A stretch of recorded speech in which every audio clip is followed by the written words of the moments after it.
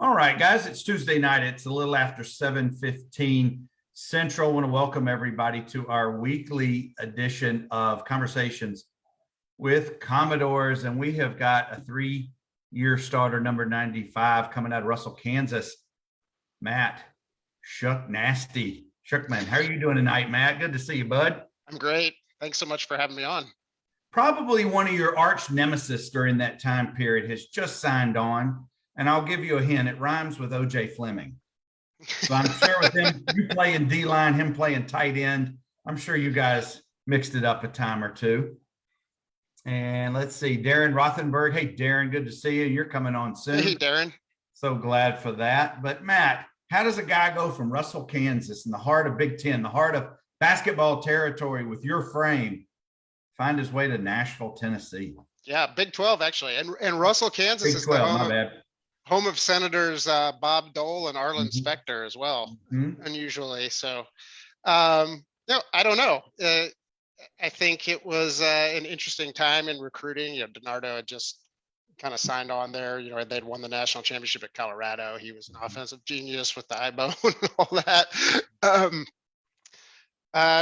Probably the academic piece of it, maybe. I was a fairly good student. I think that helped, but it was an unusual pick. I mean, most of my offers coming out were, I think it was probably still the Big 8 at that time. I'm trying to remember. I think maybe it just become the Big 12 not too long after that. But, the Kansas schools, Iowa State, Oklahoma State, Mizzou, and then a lot of the Ivy Leagues.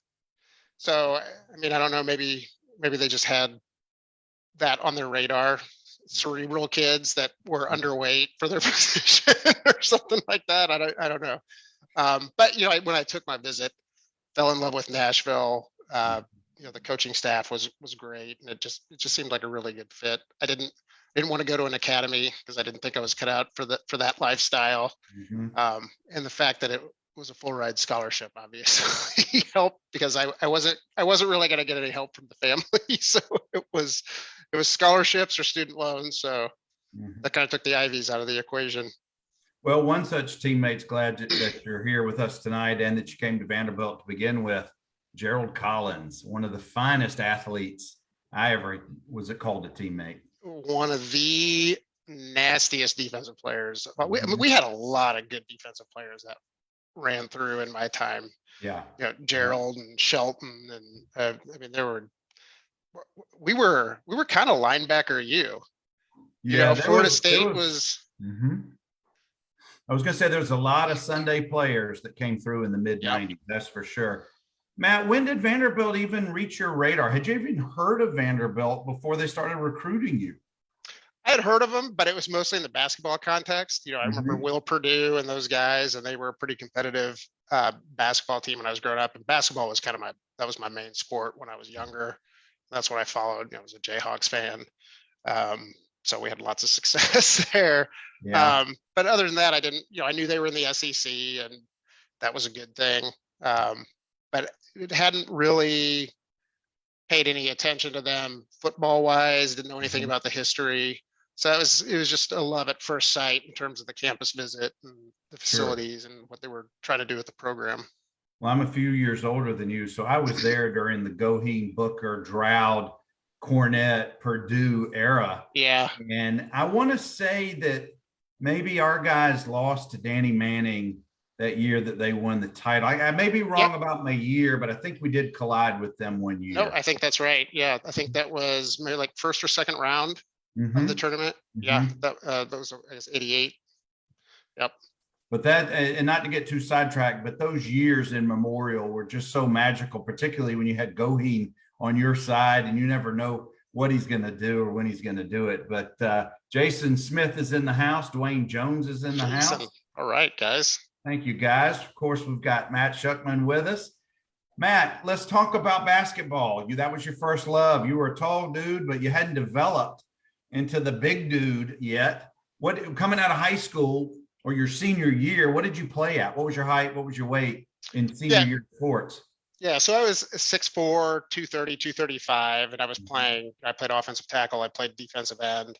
I was a better defensive end than I was an offensive tackle. But, back when I was playing in Kansas, 6'4", 235 was a big guy. The guys that were 270 or 280 were sort of few and far between. At least in Kansas, I'm sure down in Texas, it was still pretty common down there. But so, I was considered a big guy on the offensive line, but I didn't love the offensive line. And that wasn't, being at 235, I would have been a pretty big project to try to turn into an offensive lineman. When you got through your senior year of high school football, did you drop weight to play basketball, then go back up, or did you kind of stay in that 235 range? No. So actually what happened is because I had the offer from Vanderbilt, I actually quit the basketball team halfway through the year. Gotcha. And I was the sixth man. I wasn't a starter. So, it wasn't probably that big of a loss, although I was 5 worthy fouls a game. Well, I was going to say, I'm sure memorable role. Oh, So- hold on. We got Billy Smith, beloved Keystone Cop, is in and says to say hello. Hey, buddy. Well, Matt, you finish up your senior year in high school. You're going to Vanderbilt. I assume you had a recruiting visit before you committed and then signed. Did you come in December, January time period like most kids do? Yep. Do you remember anything about that visit? Now, before you answer, I don't know if we have any Tennessee lawyers who are on the call with us, but it's been long enough. The statute of limitations, whatever you may or may not admit to, has long run. So feel free to enlighten us on your visit. Hey, well, I asked you earlier if this was a family-friendly location. So Ish. Ish. So I remember, I think it was Steve Brazil, who was a linebacker, Richard Sines, and Brian Josie. I think that was kind of my group that took me around at that time. And we did the usual things. We went to the library and church service and checked all those boxes. And now, in the past episodes, when guys talk about the library and church and cafeteria, they're really talking strip clubs and the bars downtown. There you go. Look, I'm not trying to put words in your mouth. I'm just saying you ended up coming to school. So we know you didn't have a terrible time. Yep. The words classic cat are probably pretty well known to a lot of people here. So Carlton Hall says he knows that you went to the Classic Cat. Not just on my recruiting trip. Well, we're going to get there. We're going to get there in a minute. I didn't realize that you were a bouncer there, but I'm learning new things all the time. Clearly, you had a good visit. You ended up committing and then signing. And back then, I think even during your time, it was the February traditional signing time, not like the weird times that they have now. Right. Was there any doubt in your mind, even after that, before you reported to school, I assume sometime that summer, of what you were doing? I assume there weren't a lot of kids coming from Russell, Kansas down into the SEC territory or coming to Vanderbilt. No, not at all. I mean, and that was part of the appeal for me. I was not somebody that wanted the support network and the comfort of going to an in-state school, being close to home. I wanted to do something different. I kind of felt like I was in a small box where I was, public school, small town Kansas. Don't want to sound pretentious, but I felt like I was meant for something better. And going to a school that was the caliber of Vanderbilt. We have guys on this show that tell their journey, and the majority of the guys are from small towns all over the country. Yeah. And you just know that when you have, and this is no offense to your hometown or anybody's, when you've kind of maxed out what you need to do is up to your 18. It's time to spread your wings. And clearly Vanderbilt and Nashville was the place for you, but you're a big fish in a very small pond like we all are in our hometowns. What was your welcome to the SEC and Division I football moment, if you remember it? Well, I mean, one of my first memories was I think it was the first game that I actually got to suit up and be on the sideline. That was my freshman year, true freshman year, was when we beat Ole Miss. I think Ole Miss was ranked 20th, 19th, something like, they were a top 20 team. SEC. It's, that was the first time that I realized what a big deal it was. Actually getting to see that atmosphere, and Vanderbilt, how the stadium is. It doesn't really give a true impression until you go on the road. Yeah. But having a top 20, top 25 win, the energy and the excitement around that was pretty exceptional. And then conversely, I think maybe a couple of weeks later, we played Auburn on the road. That was when I think that was probably when I realized what SEC football was really about. I remember I didn't play. I got to suit up, travel on the road for the first time, and I remember coming out of the visitors' locker room onto the field and people throwing shit at us. It was much different than Kansas high school football. Yeah, you weren't playing your Newton High School rival. Right. Yeah. But one thing about Auburn, I will say, at least during my time, they had the nicest natural surface turf of any place we played. Phenomenal. I mean, that's part of what they do. Yeah. But just phenomenal facilities right there. Yeah. Well, and compared to our turf, which was, I don't know how old our turf was when we were playing on it. That turf, I think, had to have been at least 15 years old, because it went through a 1980-81 update, believe it or not. So by the time you came through in the mid 90s, it's pushing almost 15 years. And I don't know how many guys over the years, the turf monster got them, like where a seam would come up and a foot would get caught underneath. Not just that. The original style AstroTurf just erases your skin. Well, you had Gerald on here, right?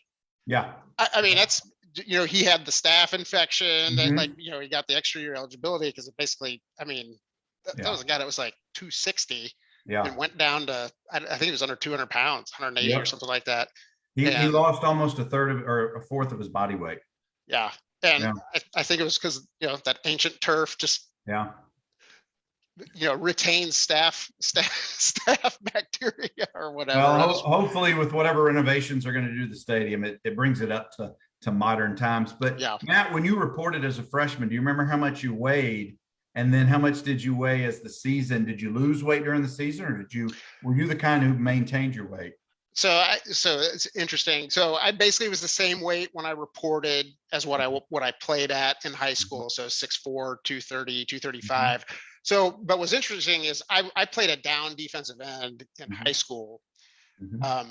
When I came to Vanderbilt, they had kind of, I guess it was a 3-4, but they basically had two inside linebackers, two outside linebackers, a strong side outside linebacker that basically played on the line, right up on the tight end.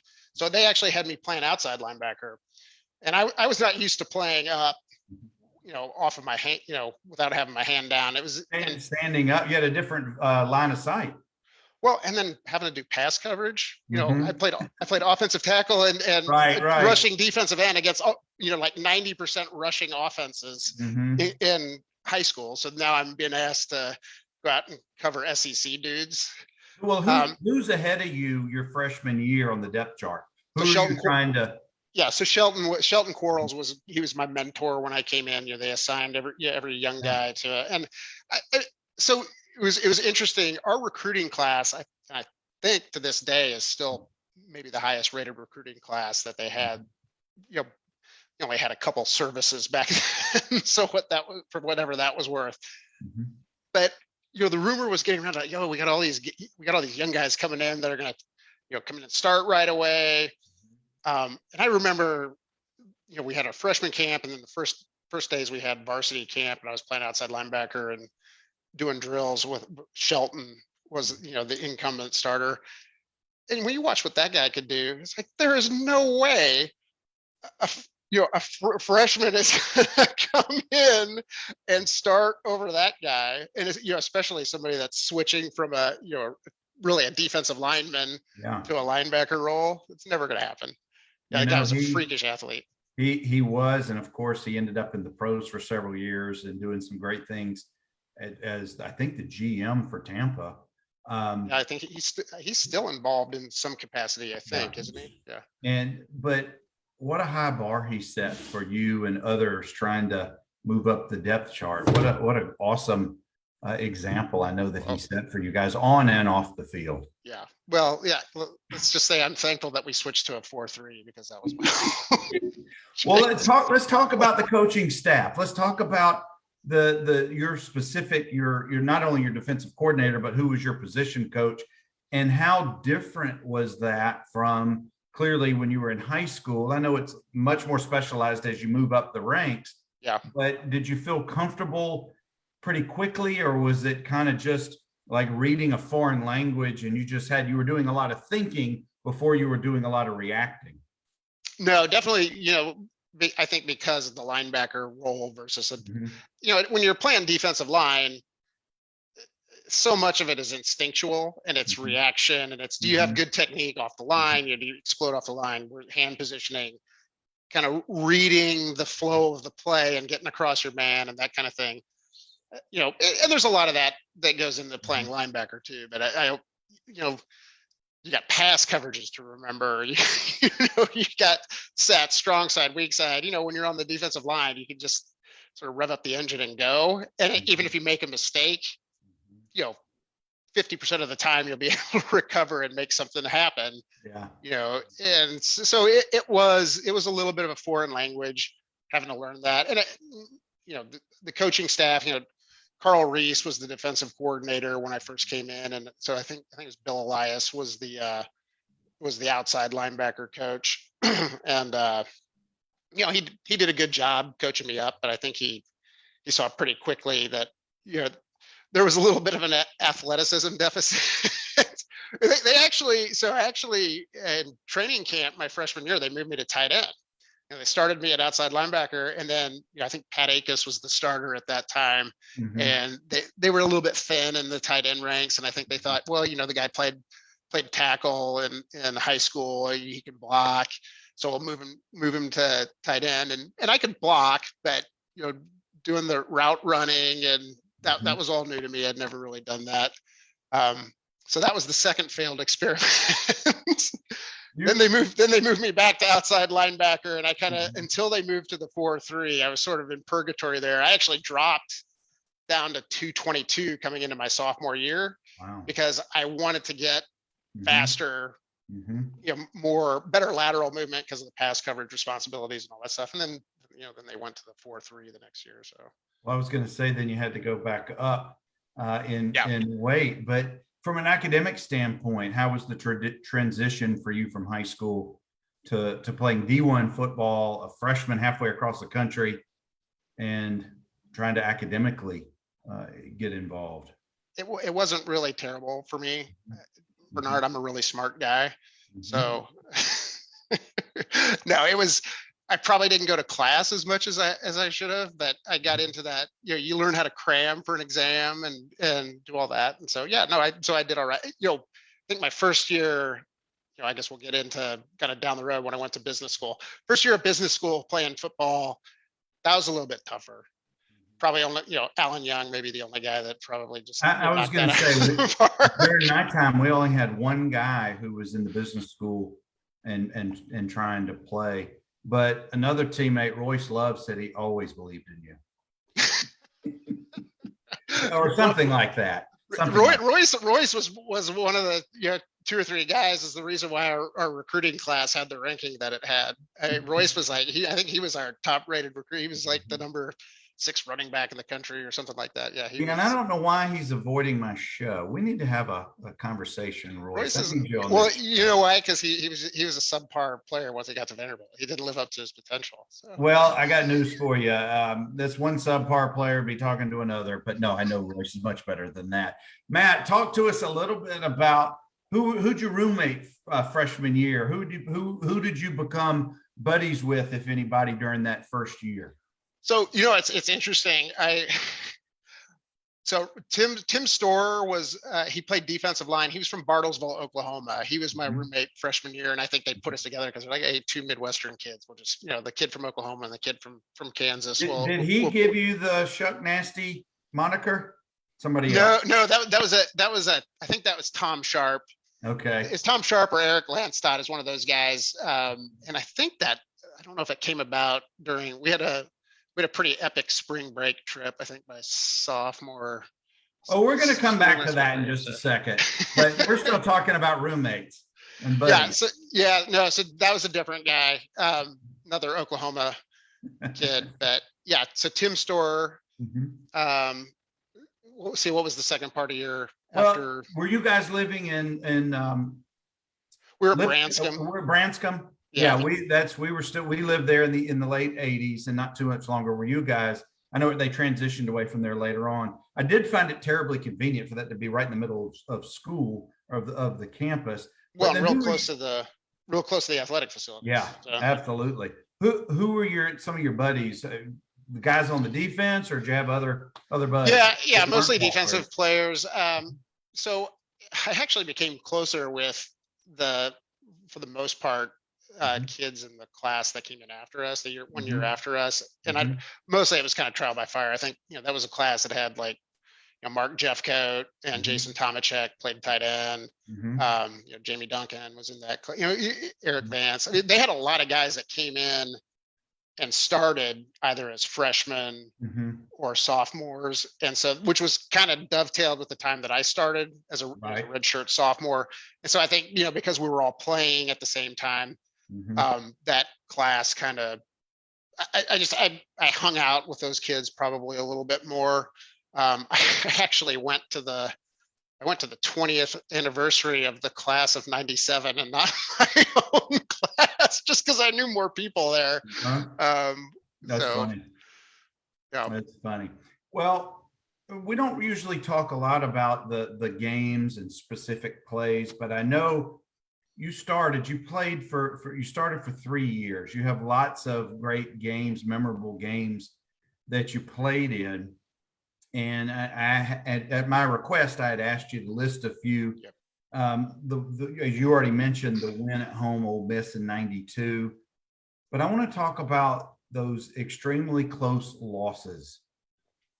The wins are there, but I have found personally, and others who've been on the show, it's those losses that really are more vivid. And I can specifically remember the Notre Dame loss, the Alabama loss. I don't know if these were in a row, but then Florida was that same season. So you're playing 3 top 10, including, I think Florida ended up being the national champs that year. Yep, that's right. And Danny Werfel won the Heisman. Yeah, so we opened with Notre Dame. It was a Thursday night ESPN. That was the opening Thursday night ESPN game. That was the home game, right? That's right. Because the year before, you guys went to Notre Dame and got thrashed. 41 to nothing, I think, because we had, from my class, there were a dozen of us from my recruiting class were at that game. Most of us had never been to Notre Dame. But one thing that really struck me, they had not updated the stadium. So it was still wooden bleachers that were 18 inches. People were so much smaller back then. 18 inches apart. It was crazy. But so touchdown Jesus. But 96. I grew up, it was Catholic family, German immigrants, and I grew up a huge Notre Dame fan. And I actually went to the football camp at Notre Dame 2 years in a row. They asked me to, I guess now they have preferred walk-ons, which I don't know if that means anything in the era of the transfer portal. But so they talked to me, they asked me to walk on. And, it was hard to say no to the team that you kind of grew up, idolizing and following. But so going down there and getting thrashed 41-0 made me hate them.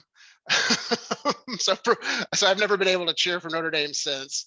But so remind me, who was Notre Dame's coach in 95, 96? Lou Holtz was still the coach, and I think.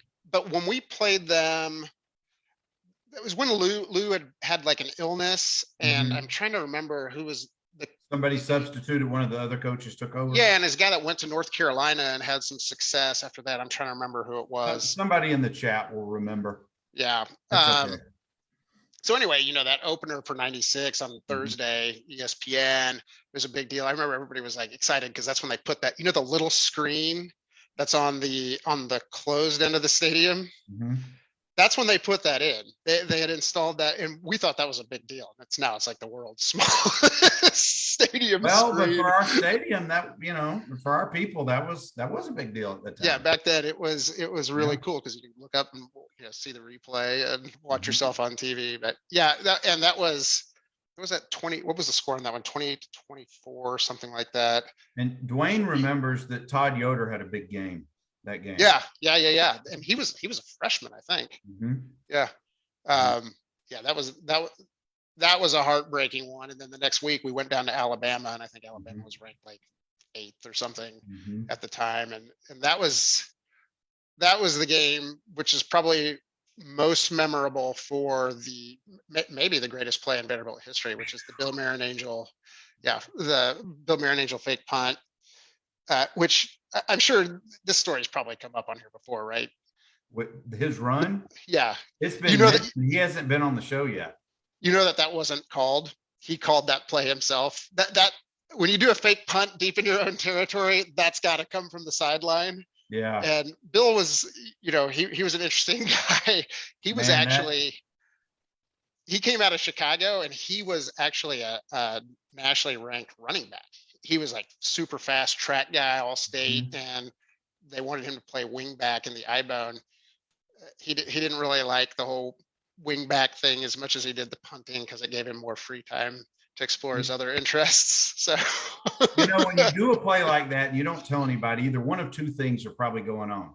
Either one, you don't have a full appreciation for where you are and what's going on, or two, you have the biggest cojones that have ever dressed out for Vanderbilt. Sean Wilson says that Wisenhunt lost his mind. Oh yeah, that's right. He was the special teams coordinator, and yeah, he was furious. It was a good result, but he didn't really matter to Ken when he got over there on the sideline. I can remember watching that play and thinking, am I seeing what I'm seeing? And I mean, you're right. It's probably one of the 5 most memorable plays, maybe in program history, just because it was so outrageous at the time and place that where it happened on the field, and being in Tuscaloosa. Yeah, I mean, the thing is if the coaches would have called it from the sideline, it never would have worked. That's the only way. Somebody would have overthought it. But Billy Smith said, and I remember this, Billy, the Bama defense, the Bama team, they were running beside him and didn't even realize he was. Yeah. They thought he was going down on coverage. Yeah, but you know what? There's no moral victories. We know that. You can say all you want, but it appeared, for as close as you guys were playing those top tier teams at that time period, the corner was being turned. Yeah. But it was just a series of coulda, woulda, shouldas, but no blowouts during that time for these teams. I mean, you have to take your victories where you can get them, right? And so, you're never going to tell somebody, a moral victory is sufficient, but when you don't have anything else to hang your hat on, you take some pride in it. And I think, we had, I think the last 2 years we were there, we had a top 20, top 25 defense. Oh yeah. And, we just had a series of great defenses, and, and you can't divide the team by, trumpeting that too much, but we had a lot of unit pride on the defense, and we knew we were capable of playing with anybody, and we proved it. Well, Matt, I don't know if you guys huddled up defensively or it was just called in, but talk about the talk between yourselves during the game, what the fans and those who aren't on the field see or hear in that interaction. Because there's a game within the game. And I love the cerebral aspects of this. Like when you've got a quarterback talking to a running back and they're in shotgun, no one else knows what they're saying. It's just between them in front of 90,000 people. But clearly there's a lot of communication between plays, or as plays are starting, between the D-line, the line, everybody. Yeah. So I want you to take us there for just a minute for those offensive guys who don't have that experience or knowledge. Share a little bit about how that worked. Yeah, well, I mean, it's a different mentality, right? I mean, when you're, my son, he plays, and he plays offensive line, and that fits his mentality because he likes to have a set assignment. He wants to be a technician, and he knows how to execute that assignment, and he's going to do his best at that. Defense is a little bit more, it's reactive and instinctual, and you've got set alignments and things like that. But I think what really kind of opened things up for us was Woody coming in as the defensive coordinator, Oh, sure. and he really, a lot of the defensive alignments and things that he designed allowed some flexibility. So you get kind of the line calls where you've got, the guy next to you is seeing something that the offensive guard is doing with his split.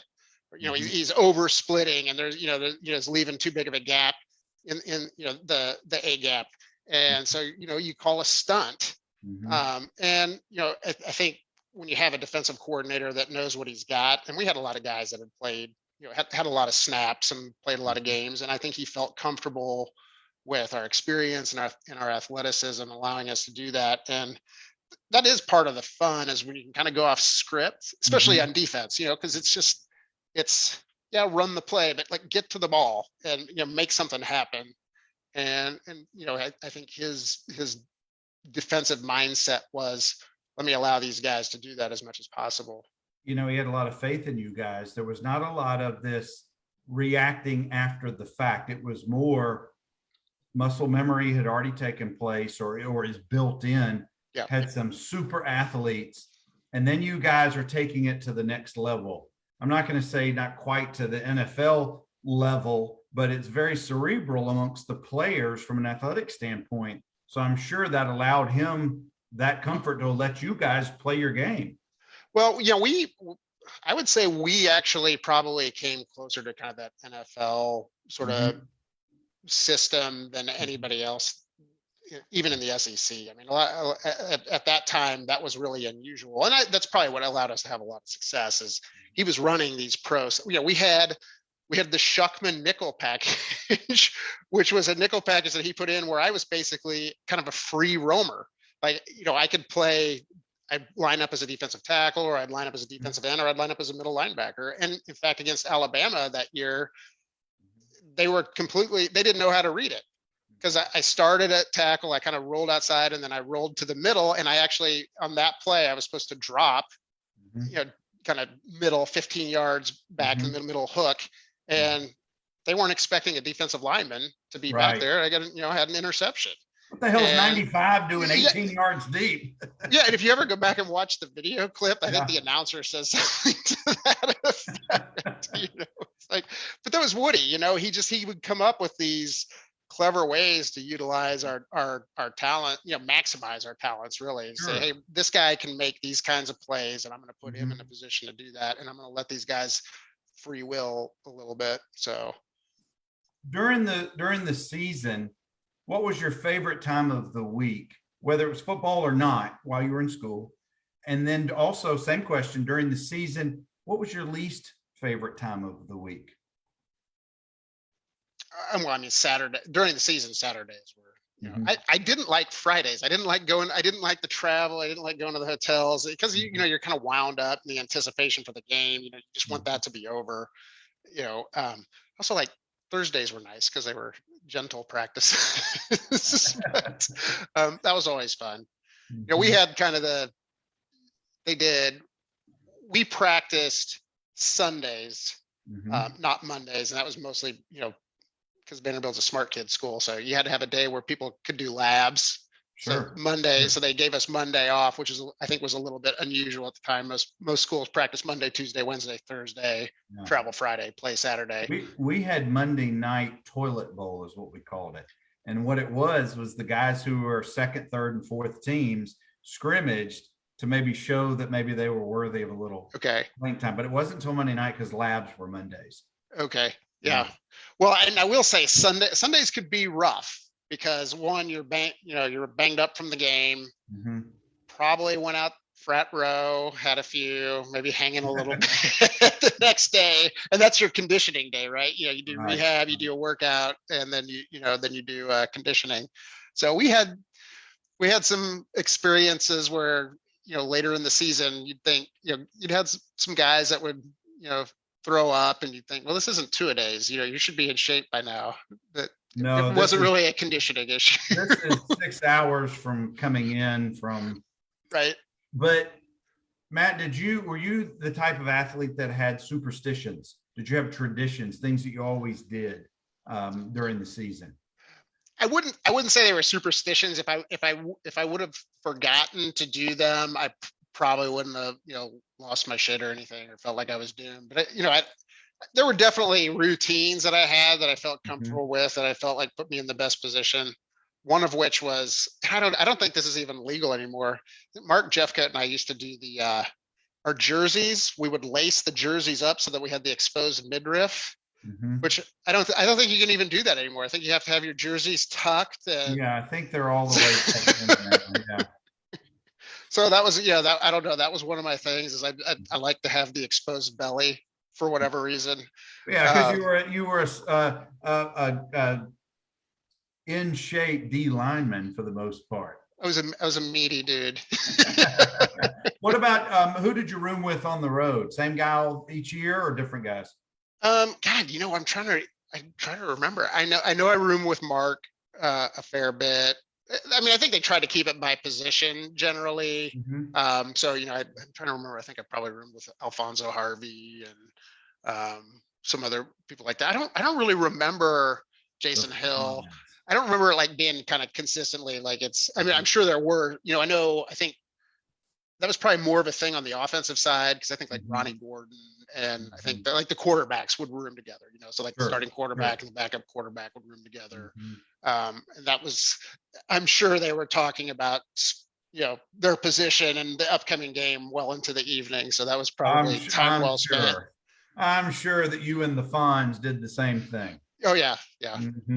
He's usually here with us on Tuesday nights. Maybe he'll duck in. Okay. Yeah. I mean, I stayed pretty well in touch with him on Facebook. I call him my baby brother. He calls me big brother. He was kind of my understudy.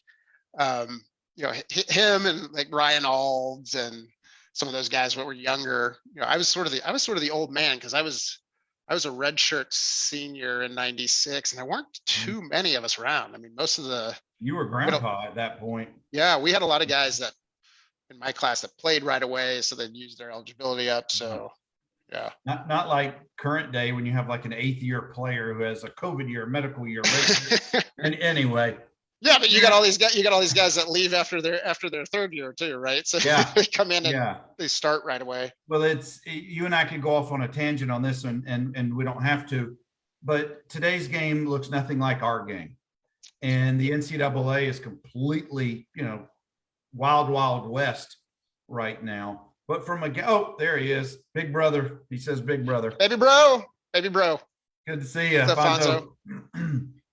Matt, did it enter your mind playing with all of these top caliber guys on defense? Did it enter your mind a desire to go play in the pros? Did you entertain that? Yeah, I talked to probably 15 or 16 different teams. A lot of them wanted me to drop weight and play linebacker. And that was kind of the same dilemma I had when I came in as a freshman, right? So if they want, here's a situation where I'm going to have to go and try to learn a new position while trying to make a team against guys that are hyper talented. I explored it. I thought about it. I talked to some agents. I kind of projected as like, a late round draft pick, probably undrafted free agent type. And I was in business school at the time. And, so I kind of thought I've been playing since 4th or 5th grade. I put in my time.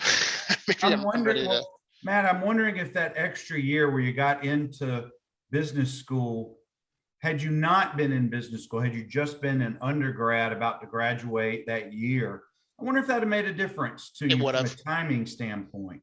Yeah, I think it definitely would have. If I would have just been kind of gen pop or whatever, as far as the student body, and I was finishing up, I think,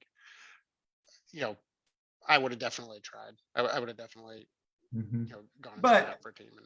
I know you don't regret your decision going to getting your MBA and ultimately into your career, but it's a rare athlete, I think, my experience, that gets to call his own shots when he is truly finished with organized sports. Yeah. And what I mean by that is it may not be out of your system. Some guys, it may have been out of their system 2 years before they actually graduated, and they're just kind of mailing it in. Some guys get hurt, but you were I think in a rare position. you could have paused your MBA career, the schooling. You could have done some things, but you clearly saw where your path really was headed. Was that tough for you? Yeah. Look, if you make choices, you're going to have regrets, right? But that's what it is to be a human being, right? You're presented with choices and you make a choice and you follow the path. So do I have regrets? Sure. If I had to go back over and do it all over again, would I do it differently? No, I'd do it the exact same, and I'd be comfortable with the regrets that I have now. They're very mild regrets. You kind of, you don't realize it at the time, and maybe I just saw something and was lucky that way. But it's not, going to a college and playing football is not, it's not a 4-year decision, it's a 40-year decision, right? And that's how Vanderbilt sells its program absolutely to the current athlete, and they have to. But hold on, we got we got Ed Parrish, Eric Lanstott, we got Gary Rogers, we got Andrea Poole Kane. We got all kind of love for you in the house tonight, Matt. Hey guys. What made you scratch that? What do you miss most about Vanderbilt? What do you miss most about the game? I mean, it's the guys you meet. Absolutely. I mean, do I remember, the Georgia game, I think, which was my red 94, I think. So I guess my redshirt sophomore year. Great win on the road, hostile environment. I'll never forget coming out of the visiting locker room for pregame warmups, and Phil Collins, Something in the Air Tonight, is playing, and right when we walk out, it's stuff like that. But here, however many years down the road, almost 25 years down the road, I guess. Yeah, you're getting that old. I guess 26 years, right? Yeah. It's the guys you met, it's the guys you played with, it's the relationships. I mean, that's definitely the best part of it. Because the brotherhood, isn't it? Yeah, it's the 4 versus 40. I mean, you have 4 years of memories, or you have 40 years of memories, with those people that you stay in touch with. And that's why this is so great. We had a pretty rough week, right? You had Jimmy Williams. I think Larry Wagner, somebody I didn't even know. Yeah. But, staying connected with who those people are, both, through the good times and the losses. I think that's important. And that's what hangs with you. I think that's what, stepping back even from your experience, I think that's what organized sports does for people. It's not, it's rarely about the wins and the losses in the end of the day. The wins are nice. Those of course they are. And I don't mean to belittle that whatsoever. And I'm not trying to overemphasize that or underemphasize it. But at the end of it, you've got buddies probably in a text thread or a group me who you chat with all the time. You may see them once a year, whatever it is. But I guarantee you there are stories that bring a smile to everyone's face because y'all were all there and shared it together. This sounds like a good segue into the knee pad story, Bernard. That's where I was about to go. Do any of you watching tonight, we got a bunch in the house. Does anyone know the knee pad story before Matt shares it? All right, they're silent. The floor is yours. Okay. So I believe this was my true sophomore year. So 93.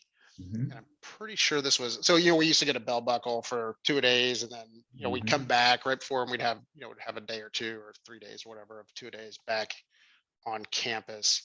And I'll mention one name in here, but I'm not going to mention the offenders. But we had one offensive lineman that left there, you get your, at the end of the practice, you take your pads out of your pants, or your pants and jersey and all that stuff in a laundry basket. They wash it for you and get it back to you for the next practice. In theory, they wash it for you.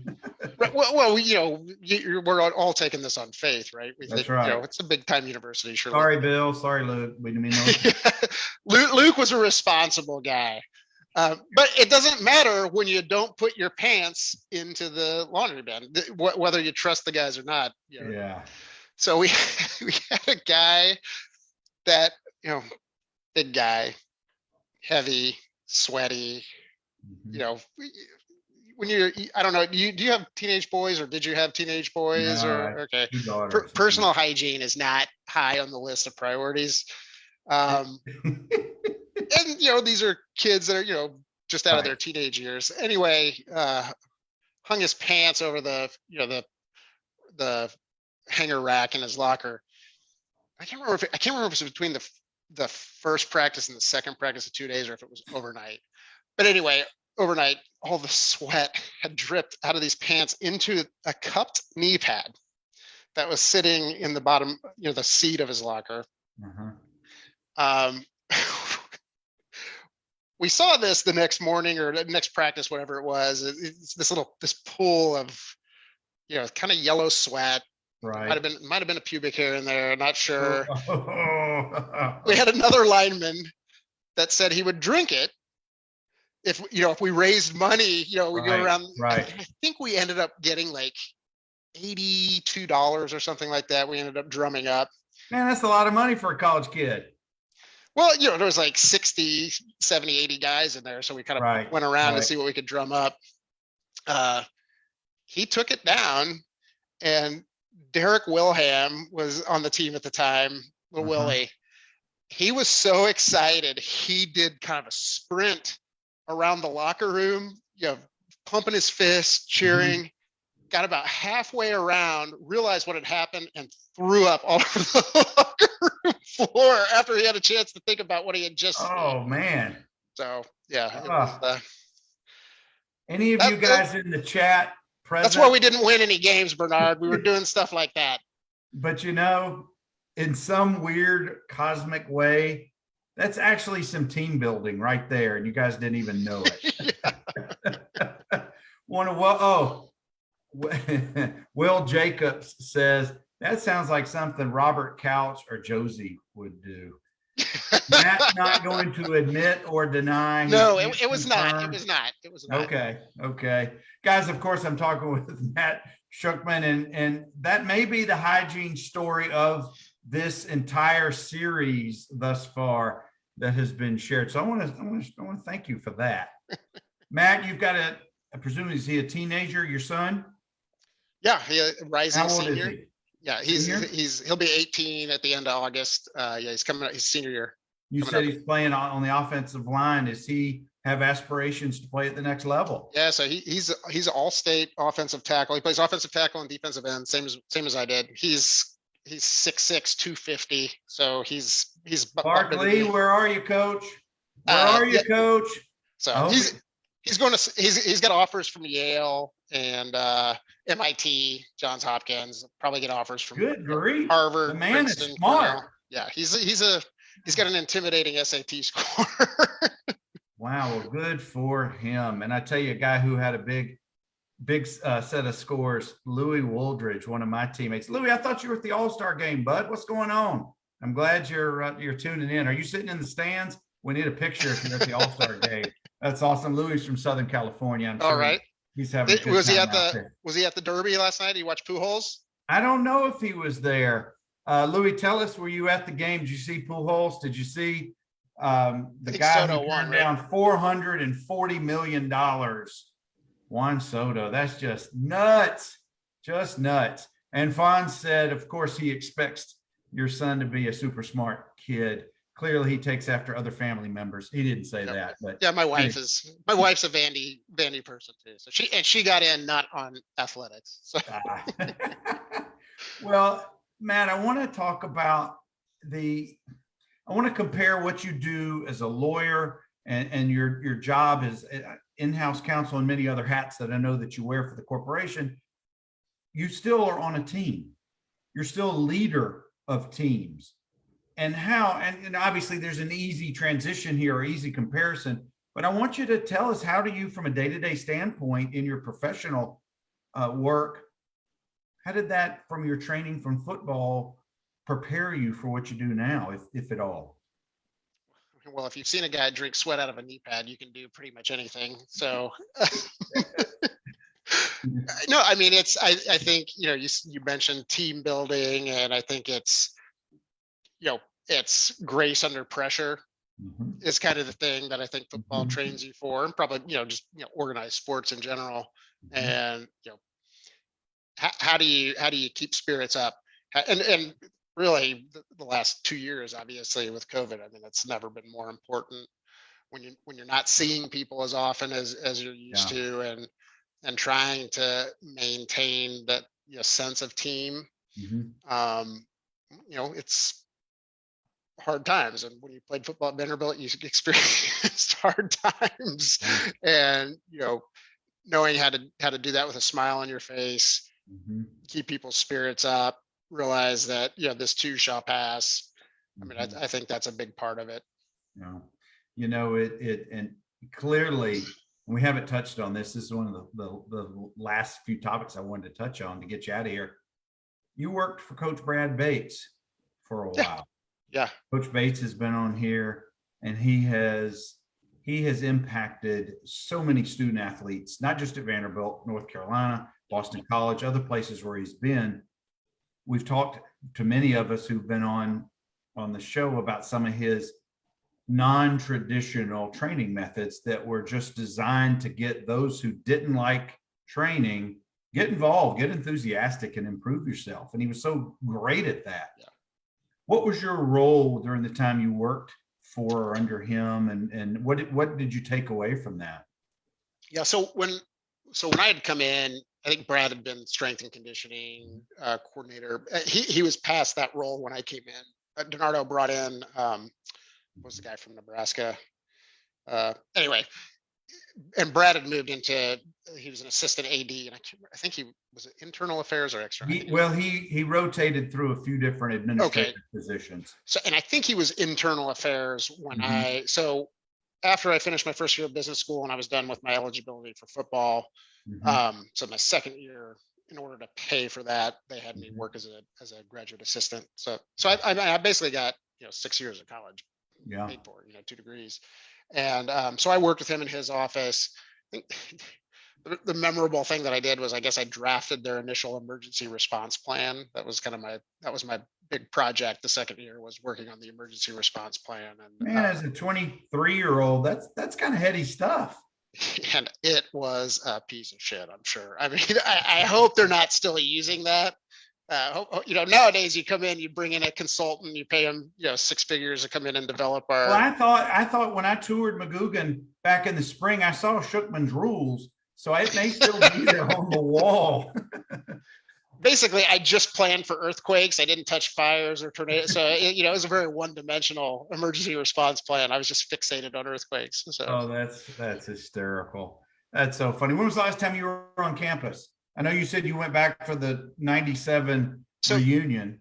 Yeah, no. So I go, well, pre-COVID. I would go back 2 or 3 times a year. I'd usually catch a couple football games, and I'd try to get up there maybe in the spring to catch a baseball game, or in the summer. I've got just a ton of friends, guys that are on here that are still around Nashville that I see. It's been 3 or 4 years, but I would see Fonzo, at tailgating or whatever before a game, and you're just pretty exclusively doing football in these interviews. But I don't know if you remember Austin Bates played basketball. They're 1,000 Point Club. I'd go down and see him. So since COVID, obviously I haven't been down. Well, Sure. No, I take that back. I've been down one time, I guess last year, in the spring to catch a baseball game. Well, I'm not trying to rush you ahead in life, but a year from now, you're going to be dividing your time as to wherever your son's going to end up and your time of coming to Vanderbilt. Yeah, well, that's right. Well, and, COVID kind of coincided with, he started for the last 2 years. He'll be a 3-year starter next year. So it's harder to get to the football games, and they don't have lights at their stadium because of their school's in kind of a wealthy part of town where the local citizenry is sort of asinine about crowd noise and things like that. So they have to play their games on Saturdays. Their home games. Yeah. So that's makes it rougher to get over to Nashville. So you'll get back there in no time. Oh yeah. Matt, I got one or two more minutes, and I can't thank you enough, except for the one story. This been all of it's been. You're gonna get so much mileage out of that. What are you talking about? Well, considering we've had 9 people to leave the conversation right after that one, I don't know to thank you for that or write a letter to you, how upset I am. Never come back. Clint Small has joined the conversation. Biggie And Smalls. Mr. Harvey said he always loves your visits. That's for sure. Thanks. Matt, if you didn't play, here's a sliding doors moment again. If you didn't have gone to Vanderbilt and played football, would you have come to Vanderbilt or another, maybe an Ivy League school and been a regular student? Would you have wanted to walk on as a basketball player or a football for a different type of a program? Did you ever consider those things? I'm sorry, I'm jumping around a little bit, but No. It's one of those fun stories or fun exercises. So I actually got into Vanderbilt. Mhm. I mean, before I got my offer, like I actually went ahead and went through the application process because I didn't know I didn't realize Mhm. that I didn't, I could be a bad student and they would get me in. So,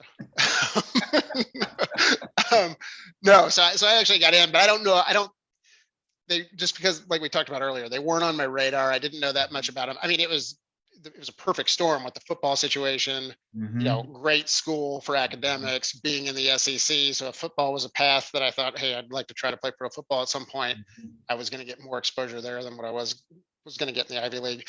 I mean, realistically, my constraint was kind of finances.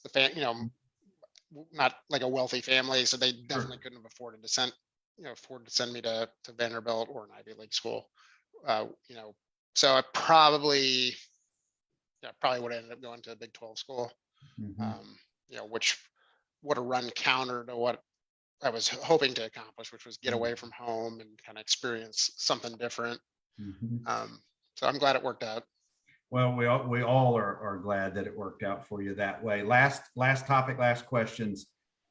You see the high school game now in St. Louis and your son's experience, and you watch that game, I'm sure, not just watching what he does, but on both sides of the ball. Clearly, every 10 or 15 years, the high school game plays now what the college game used to play. The college game plays what the NFL used to play. It's just a natural progression of the sport. What do you like about the current version of college football? And what do you not like about what you're seeing? And I'm not talking about off the field because that would be another hour. I'm talking about the game itself. What do you So, see in the so game? not talking about like the NIL and No, transfer I'll portal. get you back for another. We'll do a round robin, get some other guys. I've already done one of those on that topic. But what do you like about on the field that you see in the game, the college game? I think it's just the athleticism. I mean, you got, whether it's good or bad, you've got a product where you've got kids that are starting. I mean, my son started playing football, contact football at a high level in the 3rd grade. And that's and St. Louis is a pretty, I don't know that Missouri is necessarily kind of nationally considered to be a great, hotbed of recruiting. And St. Louis puts Louis out good is. prospects every year. Yeah, St. Louis is a really hot market for recruiting, and I think if you live in the South, you kind of know what it's like to have great football year round. Yeah. And it's just you got a better product than you've ever had. Now you are putting kids in a position where, God, you got to start playing in the 3rd or 4th grade in order to have a chance. It's interesting. So my his junior football team in the 7th grade, they were ranked in the top 25 junior teams in the country, 7th grade teams in the country. Who goes around? Who's doing this? Who's ranking 7th graders? But I mean, people wouldn't do it if there wasn't a market for it. And so you've got these recruiting services that go around and follow it at that age. And I kind of have an issue with that, but I do think that it's resulted in you're going to get better and better football players every year. It may narrow the participation is the one thing that makes me sad about it. Matt, it's the social media age. It's the instant gratification. When you see I'm just going to pick Instagram, the top 5th grader in the country at point guard plays out of, how in the world, and what kind of pressure does that put on the kid? Anyway, what do you not like about the college game these days? The game and not the other stuff around it. I I have this debate with a number of my friends because we're always talking about the NIL and the transfer Mhm. portal and, coaches, conference realignment and all that stuff. Wait, And is that going on? Conference realignment? and then I saw a blurb. I don't know if it was on Instagram or Twitter or whatever that had, it was week 2 or week 3. Here's the week 3 lineup. And I looked at it, all the top 25 games that were lined up, and I sent it to my buddies and I said, I don't give a shit what you say about NIL, transfer portal, conference realignment. I'm going to watch every one of these games on week 3. It's still a fun game. It's fun to watch. And I don't know if that's ever going to change. I know I may watch under protest because I don't like some of what's going on around it, but it's fun to watch guys hit each other. Love it. Now, maybe some subtext there, but no, that shares so much of your personality and your experience. But going to games, and I don't know if it's just becoming an older person, maybe that's part of it, but the in-game experience, in-stadium experience has got to compete with all the great technology at home, with clean and no lines for food or bathrooms. Now, a lot of these college games, it's almost like there's a commercial going on in between every play because they've got to have your attention. Yeah. And that to me is one of the drawbacks. I love the in-stadium atmosphere. I love all that, being there with your buddies and rooting for your team. But I really think it fights with technology, and I know they're struggling to get butts in the seats. That's for sure. Yeah, what's driving conference realignment? It's television contracts. It's not like, and they take that money and build a bigger stadium, and that's nice. But when the SEC schools are getting reported 80 million each, good night. Wait till they renegotiate with Texas and Oklahoma and whoever else they get in. Yeah. So, hey, speaking of a true Commodore has just joined the house. Coach Rock Batten is in the house. Thank you, Rock. Rock, man, that guy's having a ton of success, isn't he? Oh, he's killing it at Innsworth. Yeah. He is just killing it. Hey, Rock, thanks for joining. Absolutely. And a lot of these guys who've come on tonight have been guests on the show. And Matt, I can't thank you enough. And I know that if we were to go to those other topics, we would talk for another hour, and I would love that. But I want to be respectful of your time tonight. Oh, I appreciate it. Yeah. And maybe we'll come back and we'll get a group of us together from different. That would be a blast. I definitely would sign up for that. That would be great. Because if there's one thing that I have, it's opinions. Well, that's my high school coach used to say, opinions are like buttholes. Everybody's got one. Yeah. And they all stink except mine. That's right. Guys, I want to thank Matt, number 95, Schuckman, for being here with us, coming out of St. Louis. Matt, I really appreciate your time and sharing a little bit of your journey with us tonight. Yeah, it was fun. Thanks a lot, Bernard. It was a lot of fun. Guys, keep coming back. I've now got more and more Commodores lined up for after Hawaii, and I've got something special during Hawaii week that we're going to do live. I'm so looking forward to that in a few weeks. Jim Agriano, thanks for coming on, bud. Thank you.